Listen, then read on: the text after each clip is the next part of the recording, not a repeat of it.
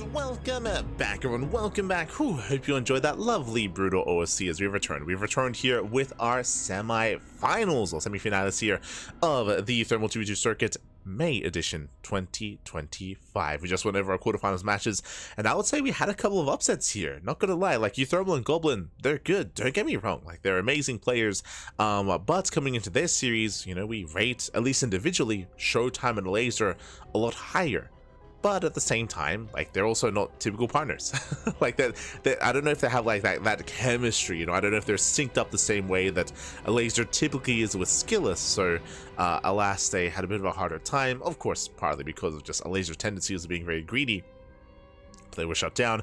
Likewise, Lambo and Kellizer, also I guess a similar story where they don't really compete often together at all. They don't really compete together, so you know, maybe as a result they were a bit of a lesser pairing, and they were taking advantage of. And with that, we had both MilkiCow and Wayne popping off. So really cool to see them excel, of course. And now we're getting into our next series. We're getting to our next game. Up next, we're going to be jumping into these two players facing off, or these two teams facing off against each other. We have uThermal and Goblin up against Wayne and MilkiCow. Game 1 is going to be on Reclamation. Let's go. Seen quite a lot of this already. Quite a lot of this map, I should say. We have rarely seen Arctic. There are certain maps that have been, of course, vetoed more often than others. 2v2, they have their own meta, of course. Here we go, we're jumping in. And spawning in the top left-hand corner of Reclamation, we have our red team, we have our Red Zerg, we have our Terran, we have Wayne, and MilkiCow.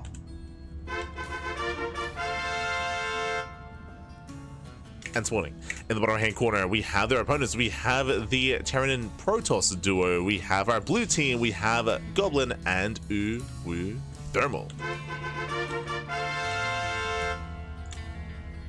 Here we go. Now, coming into this, if you recall, I would say that our red team here are probably the most aggressive team in the entire league. Both Wayne and MilkiCow, they're willing to go for these all-ins, willing to be hyper aggressive early on, and they are quite successful at it as well. We already saw that in their previous series, so we'll keep an eye on them specifically. Likewise, I'm sure uThermal and Goblin are fully aware, so they're fully aware of their aggressive tendencies. We'll see. I mean, they're already playing safe. They do wall off back at home. They do wall off.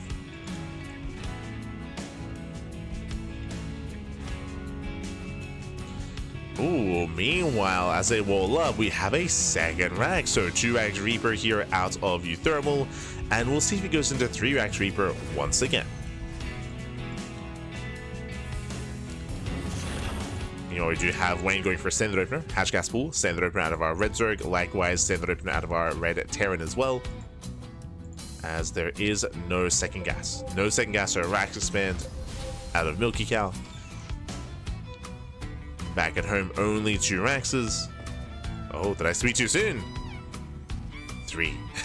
Let's go. So 3 Rax Reaper out of our Terran player. Meanwhile, we do have only a single gateway from Goblin. So this is not the same opener we saw last game. Remember, last game in the previous series, we had 2 gates Adept Harass into Oracle alongside 3 Rax Reaper. Here it's 3 Rax Reaper, but a standard economic opener out of Goblin. I say economic because he doesn't get a second gateway, which means he can afford a faster Nexus. Ooh, Stargate before Nexus. Okay, so Stargate opener out of Goblin, going for a bit of a delayed expansion with this faster Oracle. He's going for the faster Oracle. Reaper's moving out. So across the map, we go Marine first. Ooh, interesting. Marine first. Out of MilkiCow. MilkiCow is going to be targeted. Second Marine has arrived. Does get the second Marine. Meanwhile, the first Marine does barely not go down. So far, nice control from uThermal. Controls well. Ooh, gets a Marine. Nice control. Takes down the Marine. Does pull away. Dancing with the army. Second Reaper has arrived. Ooh. Gets another worker. As he hunts down another Marine. There's nothing left, by the way. That was all the Marines. No shot. That was all the Marines. Only Zerglings and boys can defend from here on forward. Morrisby's going to be going down. MilkiCow, he is in trouble. Deep trouble. Oh, he doesn't get the surround. Barely not. No surround. Now a third Reaper has arrived. Adept as well. And that might just be game. MilkiCow, he has nothing. He has no economy. He has no economy at all. Almost gets surrounded. Pulls down to low ground. And so far, uThermal kites well. Yeah, deals with all these lings. Lings, they are cleaned up completely. Lings gonna be going down. Adepts, they do threaten more shades here into the bases of the Zerg. Remember, the Oracle's on the way. Cyclone does pop out though. Oh, he wants a Cyclone. He wants it. He wants the Cyclone. And he gets it. Oh my god. It does cost him 3 Reapers though. That was an expensive Cyclone. That was an expensive loss. Another Reaper goes down. Oh, but this is snowballing out of control. This is becoming too much. We have a second Cyclone on the way. That will help. But this is getting out of hand. This is far too much damage. This is game-ending damage. 9 drone kills, 9 SCV kills. Here comes that second Cyclone. Oracle into the main, focusing down as many drones as possible. And I didn't mention how MilkiCow and Wayne are typically the more aggressive players in the league, but nah. uThermal and Goblin. Aha. They do pop off. Link speed is done. uThermal races back home. Does race back. It does fully wall off. Does fully wall out. Okay. He's fine. He's fine. We'll lose a Reaper. We'll lose a Reaper here. We see Wayne rotating over, but at last the wall is solid. That's a 4th Rax? Jesus. 4th Rax has arrived. And the Cyclone will get some free damage. Okay. Oracle into the main. Cyclone popping up. Ooh, taking some hits. Does take some damage. Oh, looks like there was a bit of a disconnect. We are back. As it all settles here, we do have 16 drones. Oh god, there's nothing here. there's not much back at home, but yeah. There's 17 drones, which is a 1-base mineral line at that point. We have 31 SCVs against 34 workers of uThermal, and of course 42 probes of Goblin. Goblin, he's on a full 2-base economy. Goblin is skyrocketing ahead. And uThermal, he's holding his own. He's holding his own. Going into his own 3rd TC. 5 racks? Jesus. 5 racks set up here. I thought it was 4. Getting him to 5. Working towards +1. Still going Mass Reaper, by the way. He's not stopping. Just Mass Reaper out of uThermal.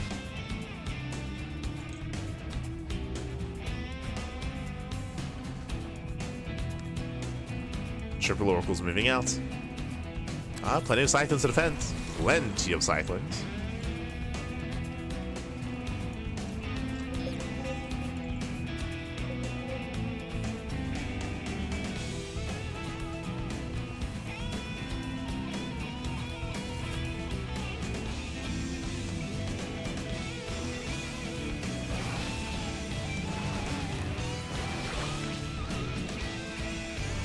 Goblin's catching up the army.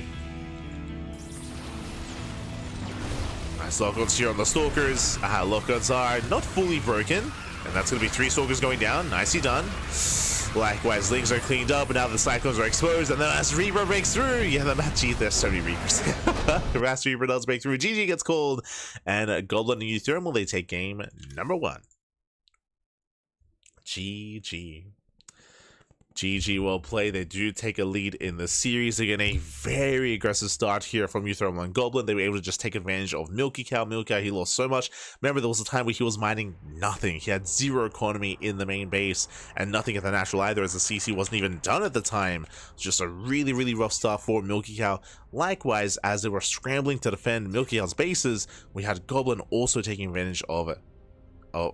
Wayne as well, and Wayne, he barely had an economy. He went down to 16 drones. Like, that's nothing. Went down to 1 mineral line worth of workers, and he just could not sustain himself. GG, well played. And with that, we're now getting into game number 2. We'll see if Wayne and MilkiCow can recover and bounce back. Let's go.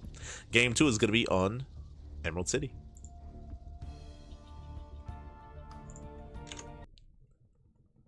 So we're getting into game number 2.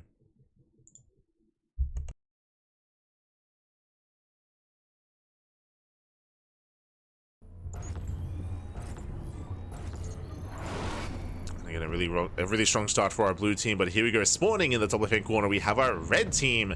We have our Terran and Zerg duo. Together, they are Wayne and MilkiCow. And spawning in the bottom right-hand corner, we have our blue team. We have our Protoss and Terran. We have uThermal and Goblin.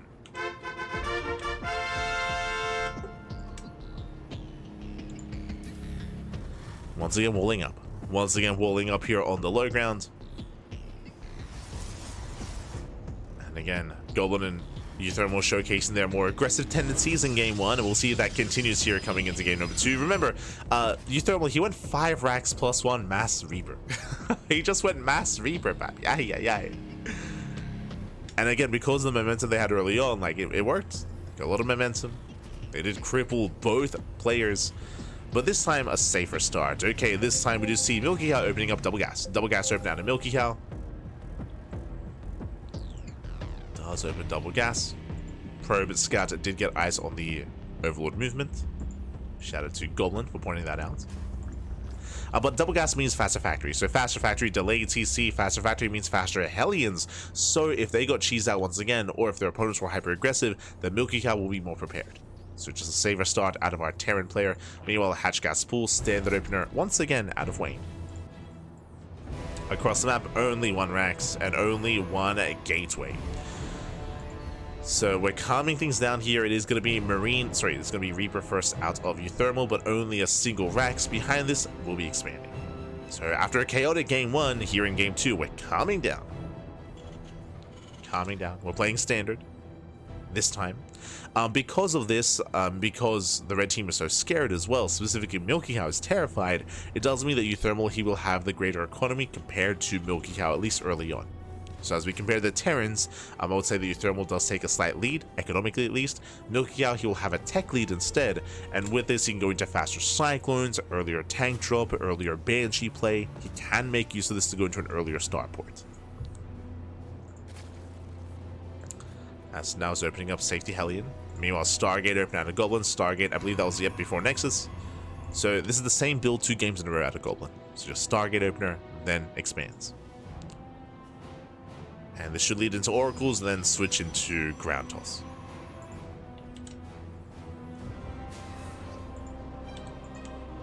Meanwhile, Goblin is gonna be pylon blocking. Will delay. The Reaper comes in as well. Ooh, the probe will fall. Oh my god, he kills the drone. He barely gets a kill on the drone. Ay, ay, ay. And with that, Wayne, he will be delayed. He will be denied. His third base is delayed. The Adept comes in. No shot. Wayne just wants to expand, papi. Ay, ay, ay. As both drones go down. The first to the Reaper, the second to the Adept. A rough moment here for Wayne. He just wants to expand. Ah.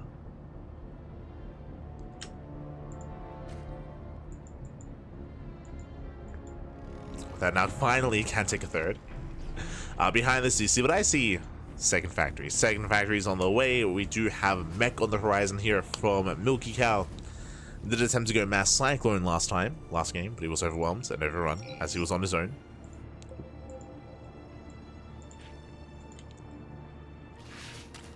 Once again, is going Mass Cyclone. Oracle moves in, delays the CC. Oh, does run into the Cyclones though. Does see all the factories, and the Oracle does go down. Nice pick off here from MilkiCow. Does pick off, does shut down. At the same time, Mech Mech also out of uThermal. Going into more Hellion heavy composition, then into tank. So more traditional form of Mech out of uThermal going Hellion tank. Meanwhile, more modern form of Mech with Battle Mech from MilkiCow.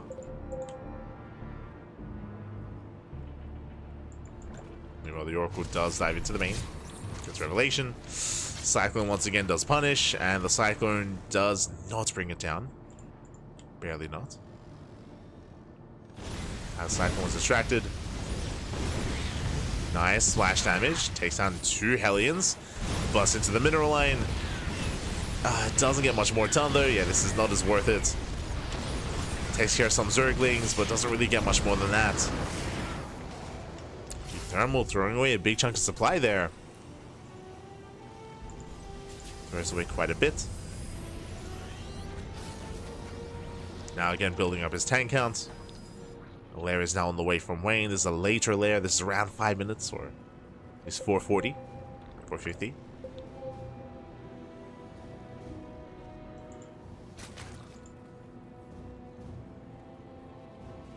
Now, is Wayne actually going into roach play? Now, if you recall, in the last series, in the quarterfinals, the way that Wayne and MilkiCow were able to bring down Lambo and Kellizer was with Muta play, was going to Spire, going into Mass Muta. And I don't see really much roach production here. The Roach Warren is done, but it's only a safety Roach Warren. We're looking and waiting for the Spire. We're expecting Mutas. Meanwhile, Hellions getting called out. Cyclones, they will win this battle. Will win this trade. The Cyclone even survives as well. Better pickoffs here for MilkiCow. And uThermal has been struggling, leaving out a lot of Hellions as he builds up his tanks. Goblin being somewhat active. The lair is now done for Wayne. And I was expecting Spire play, but never mind. We have Roach speed and +1 range. Okay, so Wayne is committing into Roach Ravager. He's not going into Muta.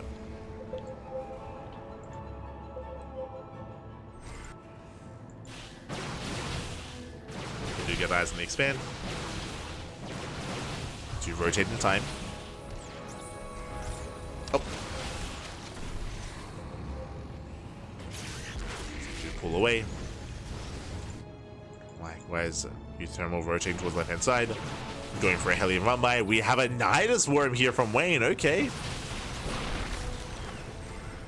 Going into a Nidus Worm, going into an Infestation Pit. Are we working towards Swarm Host? No shot. We might be. This Hellions get behind the mineral line. And they pick up a couple of workers here and there, but nothing major. And once again, uThermal bleeding out a lot of units. Like this entire game, uThermal, he hasn't been anywhere near as efficient as he has been in game 1 or even in previous series. Here comes the Nidus Worm. Yep, and there are the Swarm Hosts, as we expected. So Swarm Host Nidus here from Wayne.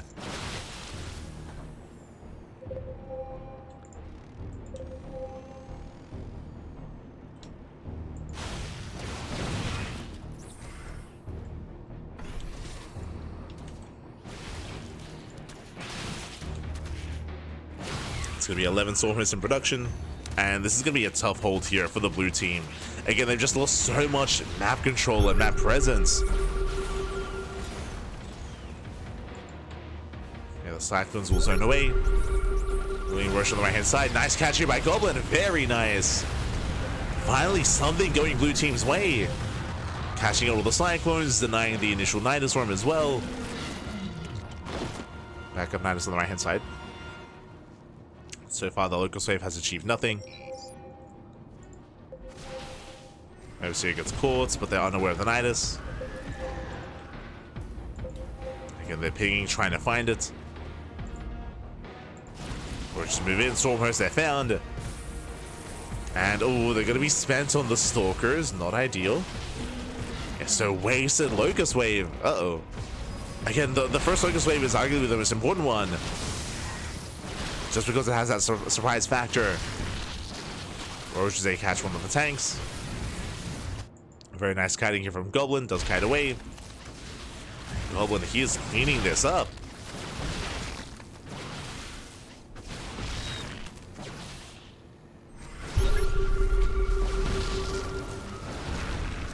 Take some of the roaches.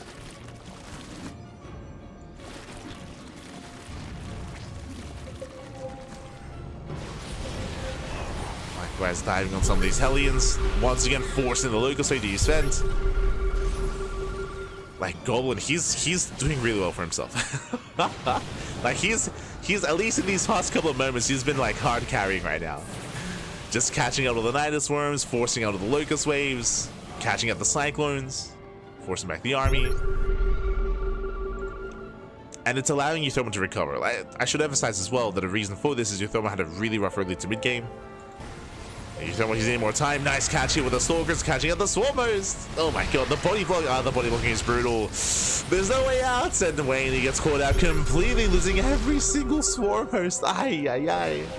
That was how many? That was 18. 18 Swarm Hosts go down, and suddenly everything swings in favor of the blue team. Now it's time to counterattack. Here comes the mech. Cyclones are pushing. And the red team, they're in danger. They do have a line of tanks. They have some Swarm Hosts remaining. Some Swarm Hosts. As they rotate over, the goal base should fall. There's no holding on to this. Once again, the Stalkers kind of baiting out the Locust Waves. So we're going to mass Widow Mine? Okay. Interesting. Yeah, mine shots are getting baited. There's Revelation.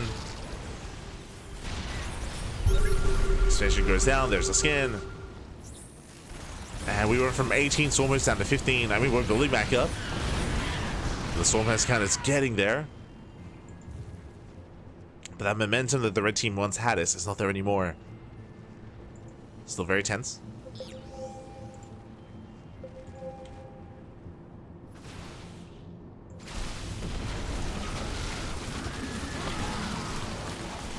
Oh, that's an exposed Nidus. It's a one-way trip. The Nidus goes down. So almost they have to get the hell out of here. They're walling away. uThermal, can he catch them? Not quite. Still because they blink over towards the left-hand side. uThermal coming in from behind, catching out the Cyclones. And MilkiCow, he almost gets caught out. I say almost, he does. And please, that's so many Cyclones.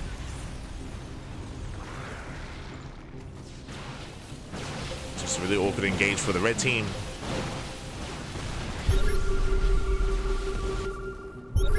That is towards the top side.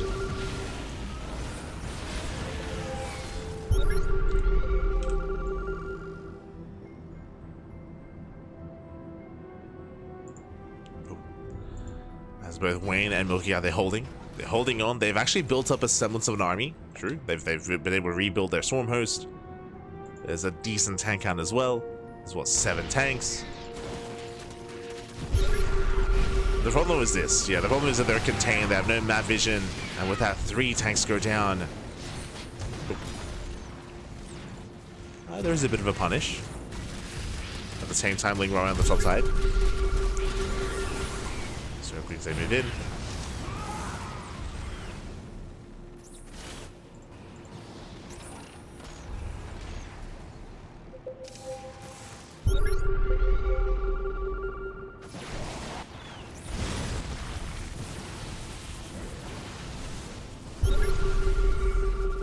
Likewise, baiting at the Lucas. Oh no! Now it's gonna be uThermal's turn. Yeah, it is uThermal's turn. He does catch out some of the Storm Hosts. A lot of Storm Hosts go down. Brutal pickoff. He came in from behind. Oh no. Takes down the gold and the Cyclones. They lock onto everything. They catch out Swarm Hosts. Widow Mines. We're down to how many? Down to 11 Swarm Hosts. How many have gone down this game? 30. Ay, ay, ay. And again, despite having a rough start, blue team, they brought it back. They brought it all the way back.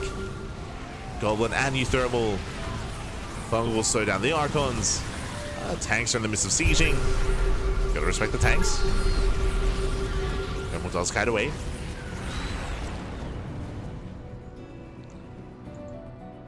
Does kite back. Can Wayne still trying to hold his own? Speaking of, we should not be here. Oh, no, not again! These soldiers should not be here. Get out of here. Losing up to 3, losing up to 4, 5, 6. Oh my god. Yeah, 6, 7. Almost every Stormers goes down. Not again. Not again. And this time with these Zealots, you can just keep pushing. You can just keep on charging in. Zealots, they tank well. They get on top of said tanks. That was 39 Stormers falling. We have what? We have 2 Stormers left.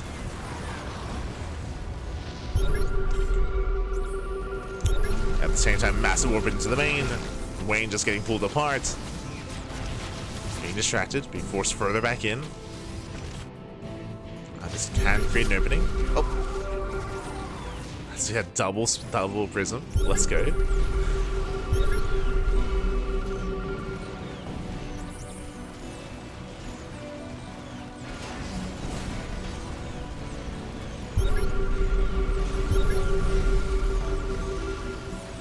uThermal rallying everything over.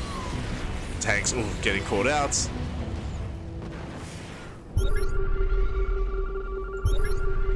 And behind this we have Sky Toss on the way. Jesus. Double Stargate rushing into Tempest. I say rushing, I mean getting into Tempest. So 15 minutes in. And this does feel like a Hail Mary play, going to Mass Window Mine. Zel's back into the main base. There's a scan.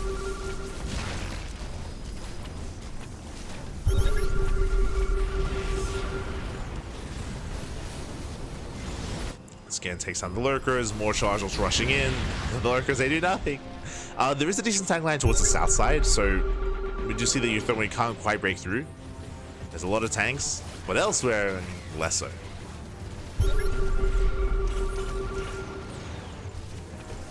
Zel's even going for the Hive. Oh, it's going to be close. It's going to be close. The Hive is getting very low here, down to 50 HP. Down to 15.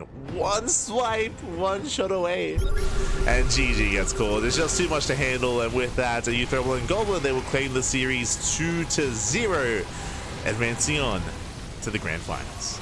You see MilkiCow coping a little bit. GG gets called, and there it is, a strong 2-0 here. It was a rough start, to be fair. I should wind it back a little bit, but it was a rough start for uThermal and Goblin. They bled out a lot of Hellions, they bled out a lot of units early on, but they were able to recover. Specifically, I want to give a lot of credits to Goblin. He was able to catch out the Cyclones, able to catch out the Swarm Hosts. If you remember, the big moment where they did recover, where everything swung in favor of the blue team, was when Goblin was able to body block and catch 18 Swarm Hosts. It was crazy, but he was able to blink forward, able to catch out 18 Swarm Hosts. There was no way out for them, and with that, Wayne, he lost the army that he was building up towards. He had lost momentum.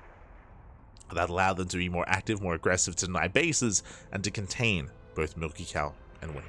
GG, well played. So nice moves here from both uThermal and Goblin. They will claim the series, they will advance on to the grand finals. But the question becomes, who will face off against them in those finals? Up next, we have our next series. It's going to be a best of 3 between Spirit Max Packs alongside GG Machine and Shameless.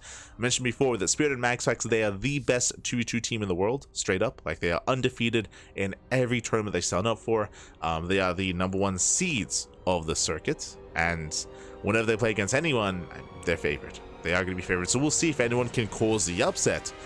We'll see if GG Machine and Shameless are up for the challenge.